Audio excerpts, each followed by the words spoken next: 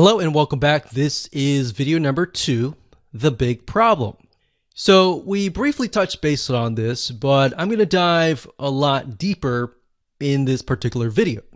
You see, the biggest problem is not getting your site set up to sell, but rather getting your students to consume your course. Here's a big quick fact. Did you know that most students consume less than 10% of a course? So what happens is they buy a course, they're excited about it, but they just don't finish it. So you might have people finishing your course, but let's say out of 100 or even out of 1,000 people, that number actually becomes very, very small. And there's a big reason for that, which we'll touch base in just a second. So the goal here, as you can imagine, is not only to set up your online course onto your WordPress site and set it up so that you can start selling it, but also to get your students excited to go through your course. And here's why. It's a known fact that if you can get your students to consume your course, they're going to want to buy more from you. They're going to feel like, wow, I really enjoyed that course. I want more.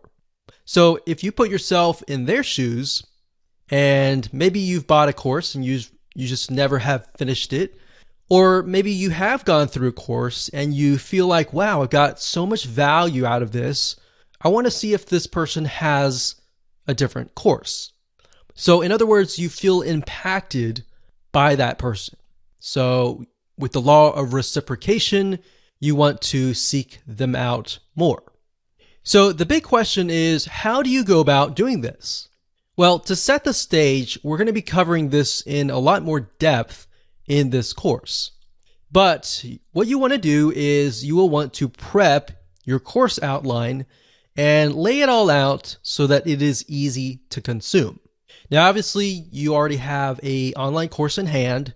What we're doing here is we are basically going to break things down so that you can see, okay, the first thing, this is what they see this video afterwards, or maybe in between these videos, we could add something else that's highly engaging and things like that. So it's not necessarily that you are having to re-edit your course. It's basically making it more engaging, all right? And it'll make more sense in just a second. So in other words, you want to make sure that your experience is as easy as possible. You want to add engagement through quizzes, through forums, or a comment section. You also want to gamify, or in other words, make the course fun. So you can go all out. You can even use a system like GammaPress.com and integrate it into certain WordPress plugins. And you can do things like, okay, somebody gets points when they log in, they get points when they do certain things within the course, and maybe they can rack up those points and use that points to buy other things. So as you can imagine, even as adults, if you gamify things, it increases the chance of somebody actually consuming your course.